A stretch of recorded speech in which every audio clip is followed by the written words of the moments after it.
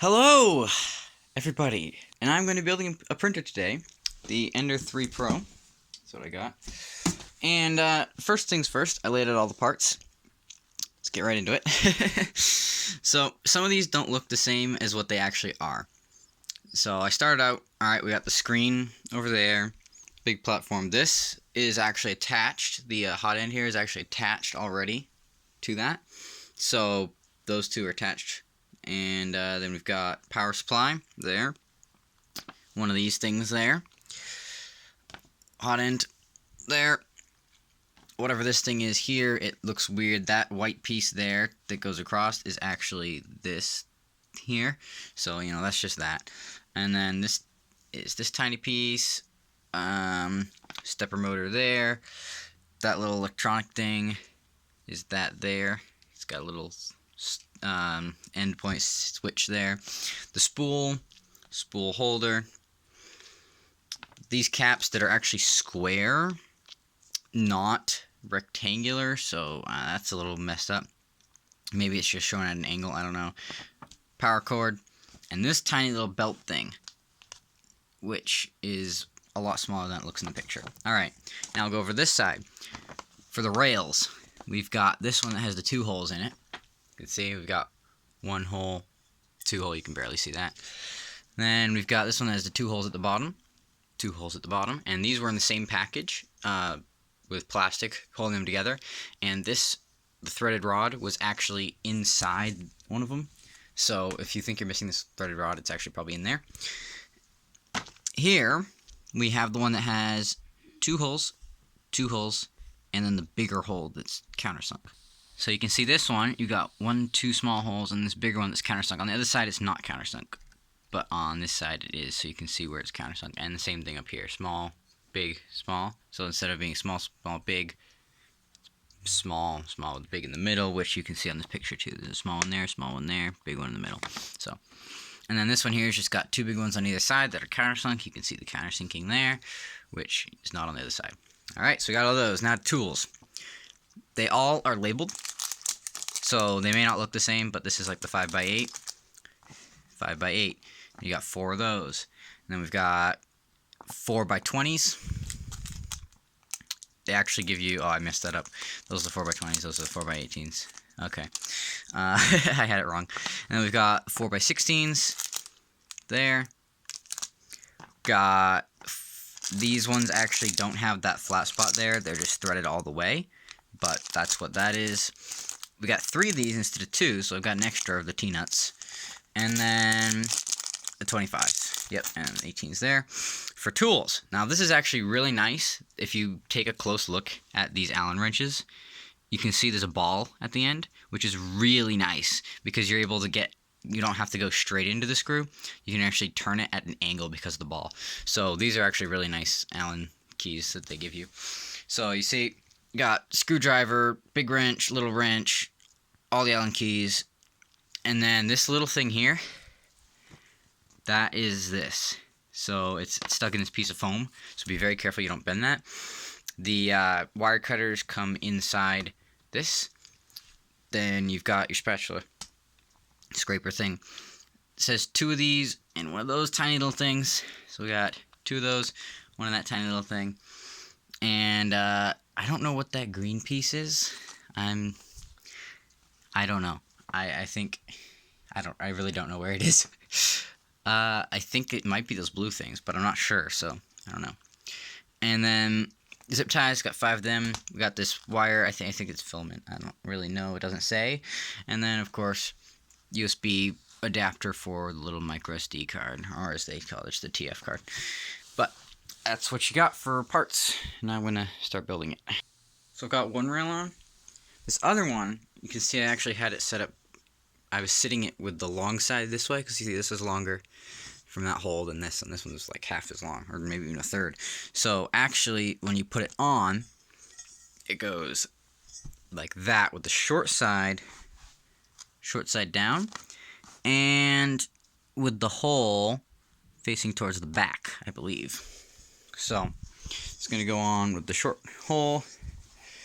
Oh, actually, no, it's going to be facing towards the left with those holes. So like that, with the small hole the small, shorter side with the hole to the bottom, and the holes facing in towards the machine. Alright, those two are done. Next, I'm going to need 2 of my 4 M5 by 8. I'm going to need 2 of my M4 by 20s, which is both of them. I'm going to need the screen, I already got that, and the power supply.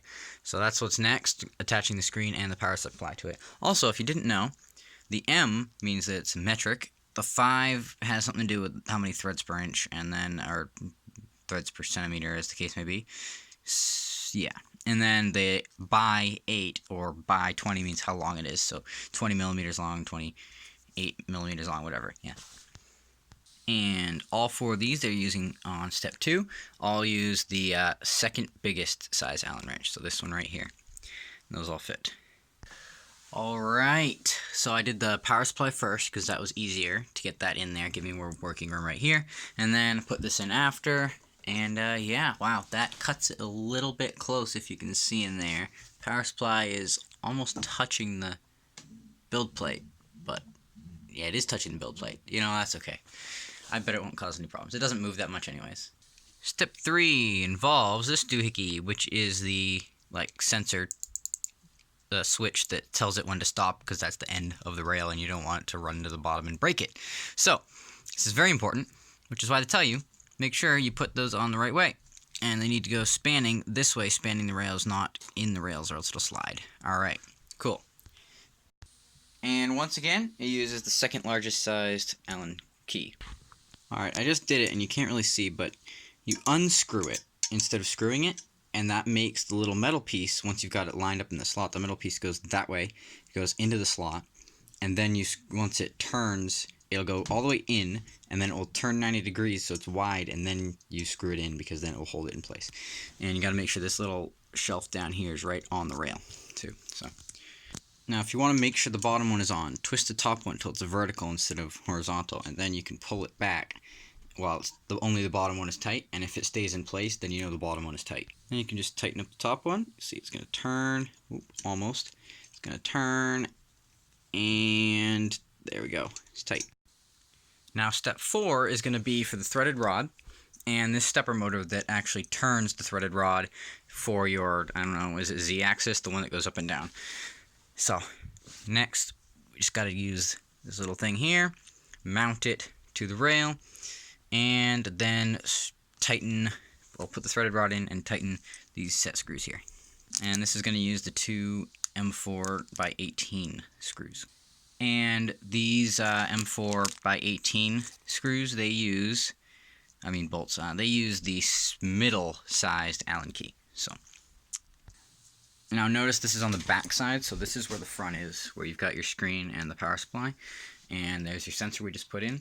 You're going around to the back for this one, and it goes right in here, and one of the screws goes right there, which makes it very difficult because you got this in the way. You can take that off if you want, but I don't recommend it. And then you got this wire also in the way. So I just kind of held the motor, my left hand, like this, right down low, holding it right in place, because it's not quite on this rail. It's up a little bit, so you have to hold it up. And then with my right hand, I use the Allen key to get the screw in. So then just got to do the second one. Of course, you're lining it up with those 2 holes in there. So now I noticed that one side here, it's like chamfered at the end, and on the other side it's more flat. But that's okay. It doesn't really say which way is which. I guess it doesn't really matter. And if you come over here, see that this piece here is all solid on that side, but it's not over here, and that's because this bottom screw actually holds it onto the shaft of the stepper motor. And stepper motor. Anyways, top one is what holds onto the actual screw. So you're gonna not loosen the bottom one because that will take it off of that shaft. Of course, if you want to get to that screw easier in there for the stepper motor to mount it to the rail, then you will want to take that one out and then just slide that off. But probably don't want to. Makes it harder because then you have to put that back on. And it uses the same size Allen key as these ones in here did for the stepper motor mounting itself. So I've just kept the protective sleeves on it because there's oil on it and I don't want to mess it up. Alright, 1/3 of the way there, because there's only 12 steps. Step 5, take this piece here, and it looks like putting it this way, because you can see, got that there, which lines up. And then you've got the two small holes, and the big one there. So, we've got that. And then we're going to need the M4x16s, which are right here. We're going to need those. And let's see. We're going to need this big piece here. And that is going to get mounted on there. And then we need this little thing. Yeah, one of them. So what you're actually going to do is you got these two holes here, which are going to line up with those two there. We're going to turn it like this. So it's going to be those holes down. And it slides right in there. And these screws, the 16mm long ones, are going to use the same Allen key that we used for the last step, which is the middle-sized one. So now the easiest way to do this is going to be hold one of these screws up through that hole, and then put this over it, and put that one in first, since that's further in, and then you can put the other one in from the bottom after. So we got that done. Looks like the picture. And then we've got one of these little things. And we're going to put that right in there. And that uses this tool, the small side. And you're just going to stick the small side. Boom. Boom. Done. This next one is going to get kind of tricky because we have to put the hot end on. And that's going to have to happen over there since the hot end is actually attached to the machine. And then we're going to have to screw this on like, well, it's going to be, it's kind of hard to do, but it'll be like that. It goes on like that. And no, you cannot screw this on first and then roll the hot end on, because those screws that hold on the rollers for the hot end actually stick out and hit this piece of metal when it's attached. So unfortunately, no shortcuts. You have to put the hot end on first. Alright, now of course from the front, it's going to be looking like this, where you're going to have that. It's going to be up here. But the way you attach it is from this side, like that. And it rolls right along there nicely. Alright. Step 7 is literally just this little piece thing here that was sitting there for like ages. And it uses the second to the largest size Allen key. Like the end point sensor that we put on right here. Same sort of deal with those little spinning things on there. Sorry about the noisy vacuuming, but as you can see, I put it on right on the end here, just have it sitting in my lap. And I turned it so that piece is perpendicular to the direction of this rail, and of course right at the end, because that's what it looked like it was in the picture. So this, I think, holds the belt. So step 8, after this you're 2/3 of the way done. Got this belt here, came out of that little bag, and it's gonna go all the way around both ends of this thing and connect to underneath the hot end, which is what moves the hot end back and forth using this motor here. So I wound this belt all the way around. Apparently I made this on the end a bit too tight, so I can't actually get the belt to go into the slot right there, so I'm going to have to loosen that, put the belt in, then tighten it again. Turns out that's a belt tensioner, which I probably should have known, but you know, whatever. Alright, all set, got the tensioner put in place. You can see we have the belt going around the tensioner all the way across this channel underneath the wheels there, and when I bring this back and forth, it turns. Oh, halfway there. Okay, sorry. Can't do that. Demonetized. Copyright strike.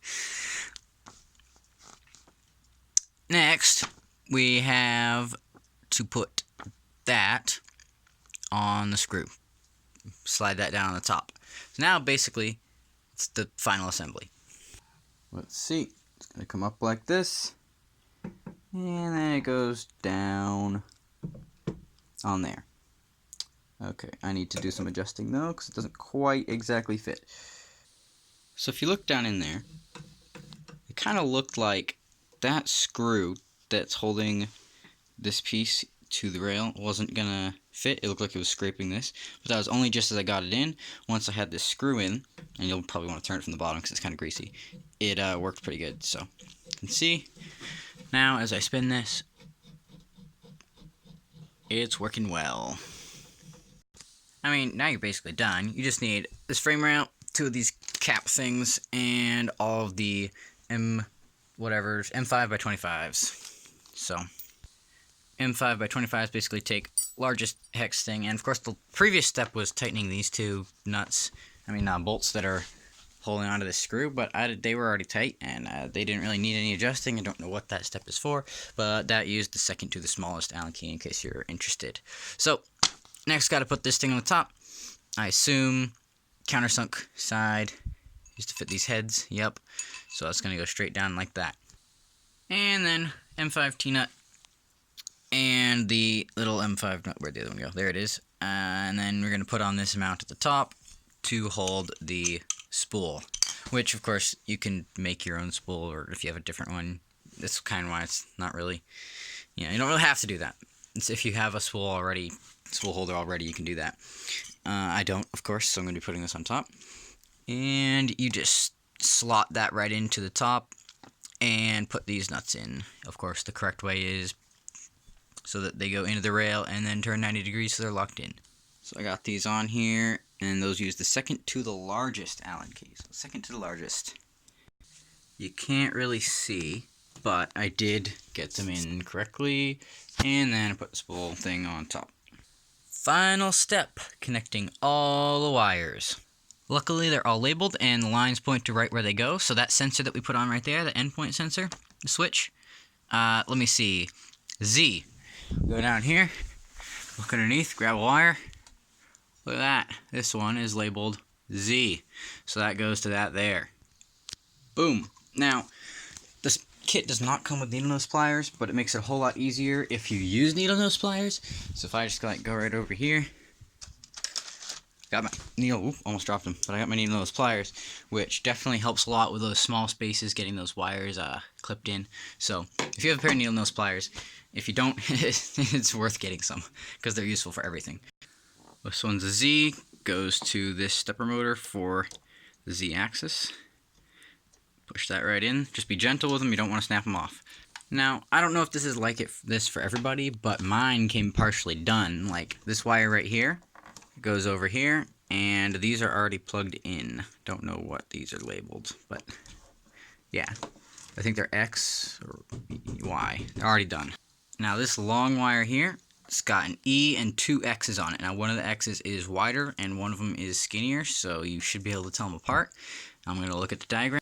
Small X goes to the end sensor. Big X goes to this motor that brings it sideways. And the E goes to the, whatever that one is. Oh, is that the extruder? I don't know. Let's see.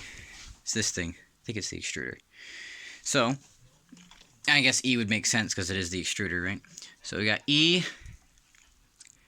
goes to the extruder. Okay. We've got an X. Where does that get plugged in? Underneath. Of course it's underneath.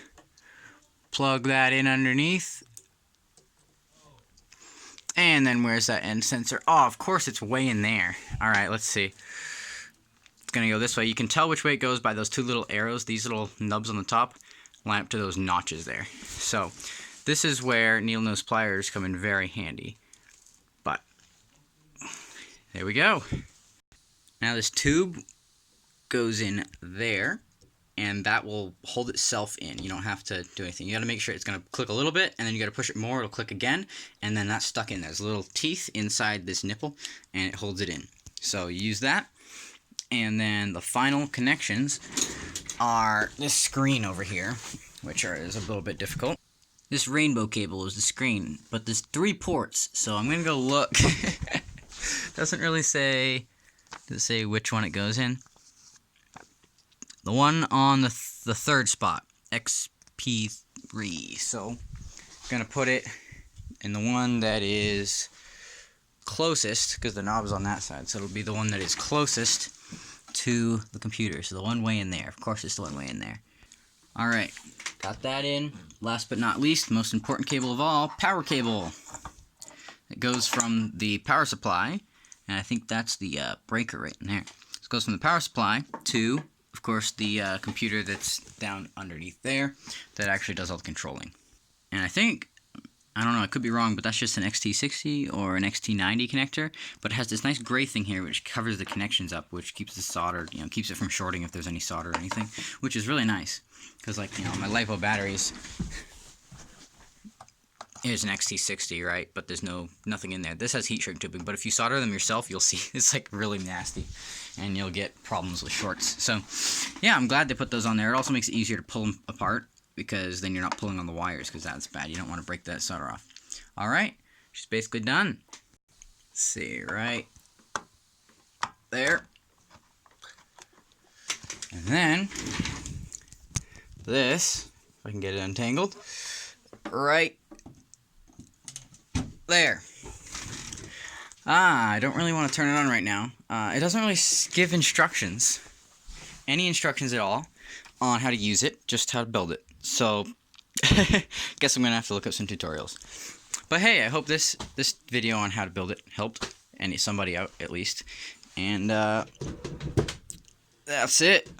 Yeah, I'm just going to set this up on my printer desk here and get to printing. Thanks for watching. Comment if you have any suggestions or other tips that can help people with building it.